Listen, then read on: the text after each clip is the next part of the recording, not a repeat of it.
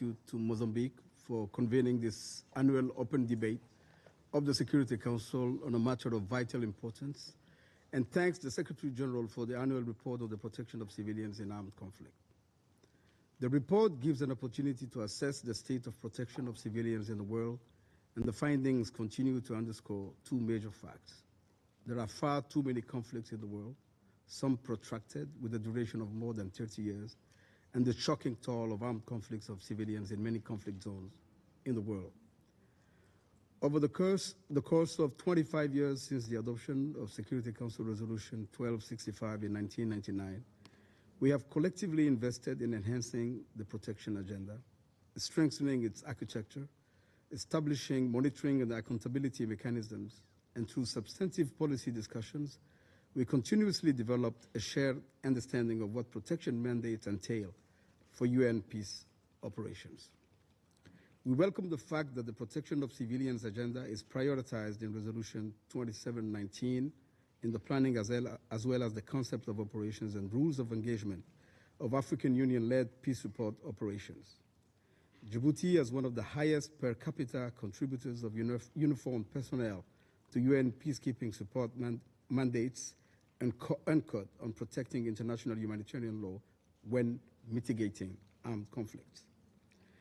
African peacekeepers are increasingly faced with situations where they have to confront radicalized violent groups and non-state actors with hostile intentions and who deliberately target non-combatants. In light of the changing nature of conflicts, in particular on the continent of Africa, we underscore the importance of ensuring adequate resources, including force multipliers and enablers, as well as modern mechanical and technological instruments.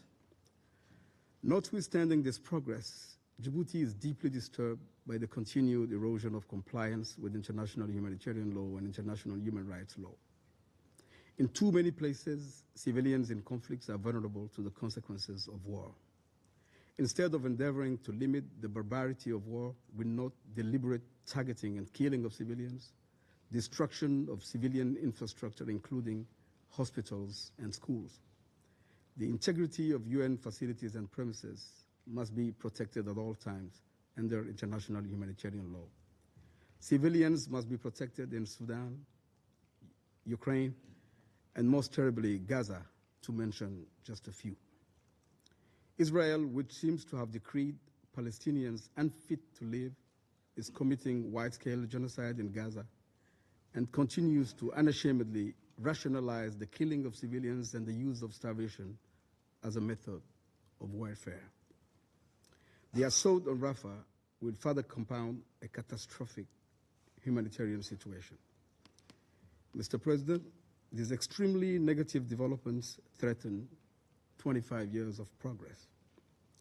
As we celebrate the 75th anniversary of the Geneva Convention of 1949, let us recommit with renewed urgency to the implementation of international law and United Nations Security Council resolutions for the protection of civilians in armed conflicts and promote accountability. Djibouti, as a signatory of the political declaration on suspension of veto powers in cases of mass atrocities, calls on all states to consider lending their most valuable support to the crucial initiative launched by France and Mexico. Thank you for your attention.